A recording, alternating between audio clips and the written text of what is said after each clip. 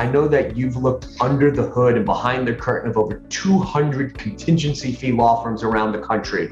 So you have an interesting, unique perspective.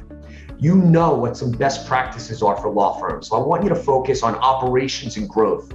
Maybe you could share with us some of the common characteristics of the top performing plaintiff law firms. You asked for characteristics. I actually give a whole presentation on characteristics of law firms that are most successful. And there's between 10 and 15 of those. I'm going to kind of go through those really quickly, and we can probably stop and talk about bits and pieces or however you want to do that. But really the main thing, if there was one thing that I believe that law firms that are most successful know, is that they know that there's really only 4 ways to grow a plaintiff law firm. And 2 of those ways are actually subsets. The first one is get more cases. This is not rocket science. We have to get more cases to grow. The second one is that we have to increase the resolution value of those cases.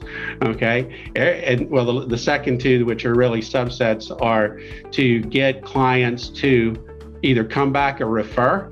It's kind of interesting. We don't like to say come back, because if we've had a client that's been in some type of incident or a crash or something like that due to negligence of others, we don't want to say, hey, we hope you see you next week. Kind of not cool. But if we can treat them well, if we can have our law firms treat them well enough that they will refer their friends, family, business associates, that is really good. And that kind of refers back to get more cases. And then the fourth way is to make every system and process within the business as efficient and effective as it can be, which again comes back to really increasing the value of the case. So if there was one thing, that's the one thing that the owners of plaintiff law firms need to understand. Actually, everything I'm going to talk about after this points back to those things.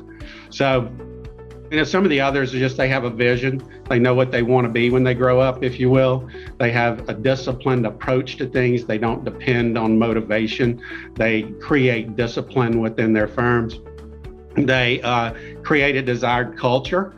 There's within firms, we've had some team members tell us, well, our firm really doesn't have a culture. Well, everybody has a culture. It's just, is it by intention or is it by default? And the firms that perform at the top of the heap, if you will, they intentionally cultivate a culture, and that's very important. They have a COO or a management team, COO meaning Chief Operating Officer, or a management team that's very high functioning. In other words, they're able to scale because they're able to transfer leadership all the way down the pyramid. And to do that, there's usually a point person or a point team. And the best performing firms have that. They also are able to manage, to attain and to manage what we call in Vista macro data. Macro data meaning data over all of the cases within the firm. In other words, they can tell you how many cases are in demand, how many cases where there was a positive MRI or something along those lines. They can see the whole picture. And that has to do with obviously data gathering and having systems to do that. And then they're able to analyze that data and make good business decisions from that.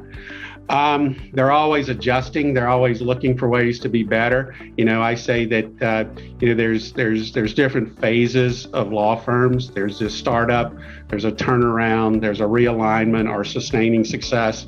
And the firms that are sustaining success, the ones that are high performing, they're always trying things. They're always, I call it looking for the crouton in that chopped salad that is going to help them get to the next level.